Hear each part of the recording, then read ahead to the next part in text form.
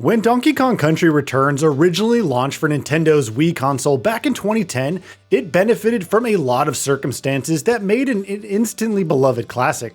It was the first Donkey Kong Country game in about a decade and a half. It was near the start of the 2D platformer resurgence, before an era where the genre got oversaturated due to a glut of releases from the burgeoning indie sector. It launched before multiple critically acclaimed 2D platformers that raised the bar for the genre when they came out, such as Celeste, Super Mario Bros. Wonder, and Donkey Kong Country Returns' own follow-up Tropical Freeze.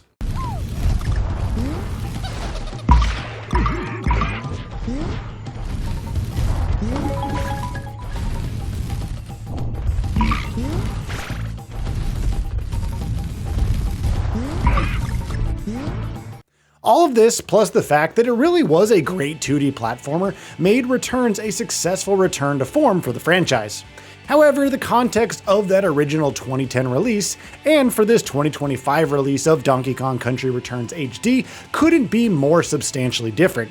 In addition to everything listed previously, this is also now the third release for this game. It also got a 2013 re-release for the 3DS. It is the most expensive this game has ever been. The Wii version costs $50, the 3DS version costs $40, and this Switch release, of course, costs $60.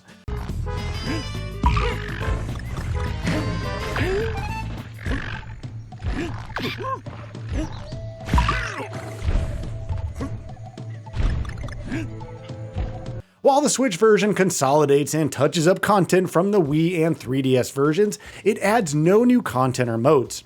And perhaps most perplexingly in many regards, the game feels technically worse than the original standard definition 480p Wii release, missing several graphical effects and flourishes that added panache to the game's excellent stylistic presentation. This makes Donkey Kong Country Returns HD a curiously conflicted release, because the core product is good, it's held up well. It isn't great, to be clear. At this point, there are several other better 2D platformers you can pick up on the Switch alone for a whole lot cheaper. That makes this a bit hard to recommend, because very honestly, who is this release for? What was the projected audience for this? To be sure, there are probably millions of new players who have never played the original release or the 3DS version, which itself is over a decade old at this point, for whom having a version of this game readily accessible is a good thing. But assessing it on those merits, this is not a great release. It's a poor remaster, and overpriced considering the relative quality.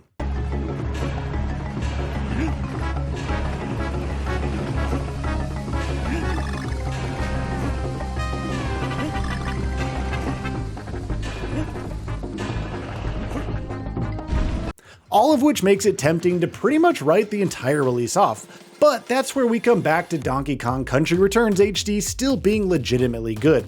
Retro Studios nailed the movement and game feel, two absolutely paramount qualities in any platformer, and they did it so well that Returns still stands out as one of the best playing platformers even today.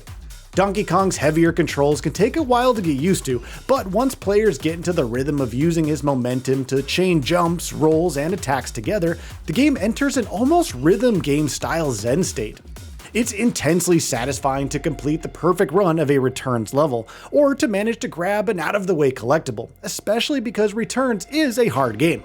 While this release does maintain the 3DS version's modern mode, which is supposed to sand off the rough edges as far as the difficulty goes, said modern mode isn't great. It does give you more health and expands the items you can get for yourself at the in-game shop to make things easier for yourself, but the game still expects full stage memorization and twitch response from the player. At most, modern mode buys a bit of buffer to make a few more mistakes than usual, but as far as optional easy modes in Nintendo platformers go, modern mode is surprisingly withholding. Tropical Freeze's Switch re-release added an optional easy mode too in the form of Funky Mode, which gave players not only more health, but a whole lot more moves as well. Of course, that's assuming you need the easy mode to get through the game in the first place. If you're an experienced player, then as mentioned, there are a few things in platformers as satisfying as pulling off a level completion in Returns.